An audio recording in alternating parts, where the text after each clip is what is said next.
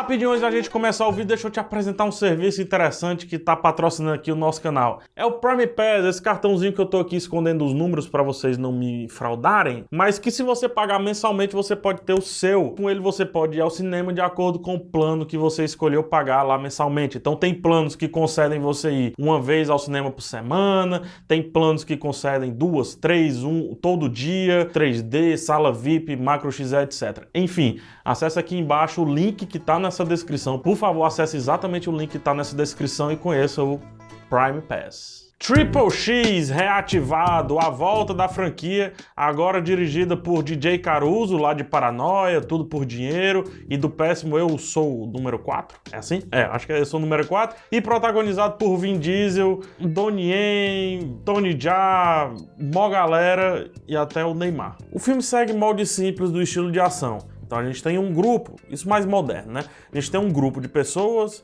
contra outro grupo de pessoas. Esse outro grupo de pessoas, os malzinhos, eles roubam os negócios do satélite que faz você controlar os outros satélites para derrubar os satélites em cima das pessoas.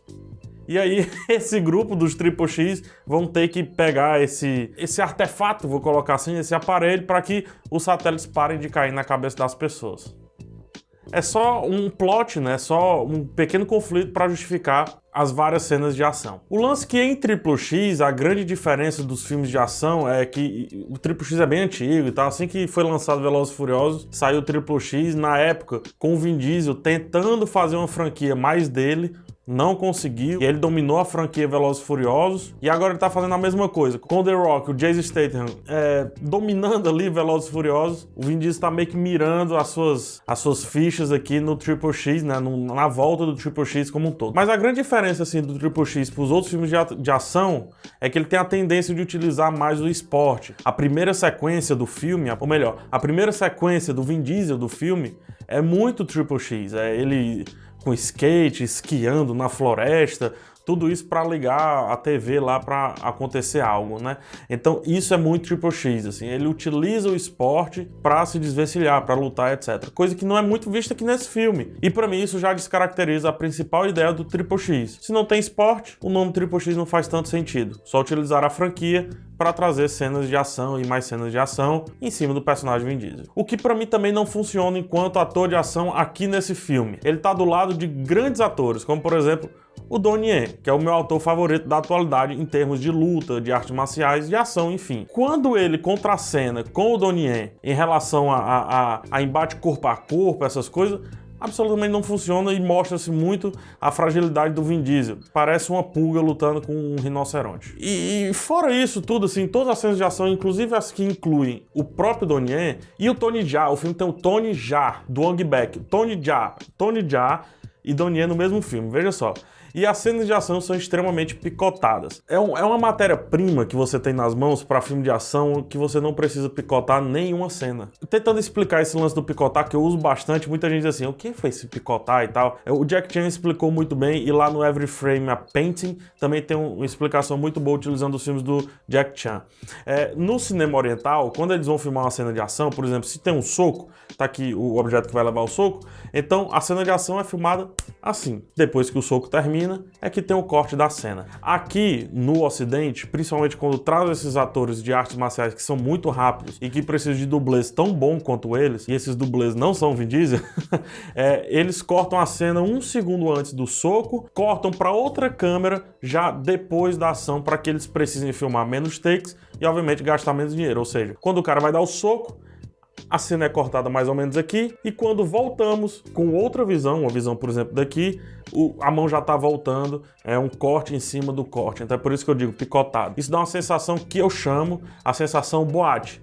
Você assiste o filme como se estivesse assim piscando o olho, como se estivesse numa boate e estivesse piscando as luzes, e você não vê tudo com clareza. Então você acha que está acontecendo algo maravilhoso, gigante, mas na verdade não está acontecendo nada, absolutamente nada. Então um dos pilares para mim que o filme de ação precisa para funcionar, que é valorizar a ação em si, fazer grandes cenas, o filme não tem. As grandes cenas são baseadas em um pouquinho de CGI, o lance da moto, ele saltando do avião. E a outra grande cena que eles tentaram fazer foi a da autoestrada, imitando o Kung Fu Killer.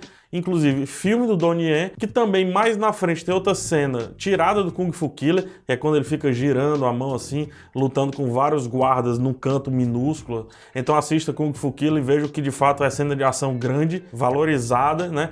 Então o filme tenta valorizar suas cenas de ação, mas fica muito aparente ser um negócio muito fake. E aquela coisa assim, com todo respeito ao Vin Diesel, mas em terra de Jason Statham e The Rock, Vin Diesel dirige carro. E é uma pena que o Donnie Yen esteja nesse filme exclusivamente, que ele esteja vindo pro ocidente para esse filme. No Star Wars ele não mostrou metade do que ele é, e nesse filme tem uma cena que se salva e o resto é um picotado absurdo. É como se você tivesse um diamante e usasse o diamante para riscar como um grafite. E o Tony Jaa nem se fala.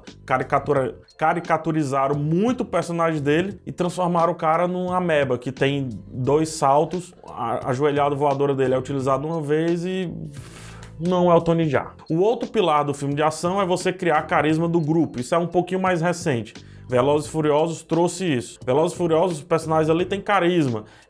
Eles são uma família, eles têm todo esse lance da família, de serem parceiros e tudo mais. E é justamente isso que Triple X tenta veementemente enfiar na sua cabeça. Dizendo quase que minuto a minuto que Triple X cuida do outro Triple X. O Triple X é a sombra do Triple X. É a tentativa constante de formar essa tal família que já está muito bem estabelecida em Velozes e Furiosos. Mais uma vez mostrando que o filme é apenas um caça-níquel, assim como vários filmes de ação, ou a maioria dos filmes de ação, inclusive o próprio Velozes e Furiosos, só que esse perdendo mais ainda porque se espelha em outro caça-níquel. Então ele é como se fosse o caça-níquel do caça-níquel, legando ele uma nota, sei lá, baixíssima, e eu dou apenas 1,5 estrelas para Triple X reativado e seus fantásticos diálogos, do tipo, conquiste o dia, vença o vilão e pega a garota. Se é pra ser extremamente machista, por que não assistir Triple X? É isso, deixa seu comentário e me diz aí, qual é o seu filme de ação favorito? Se você gostou, dá joinha, se não gostou, dá dislike, um beijo no coração de vocês, até o próximo vídeo,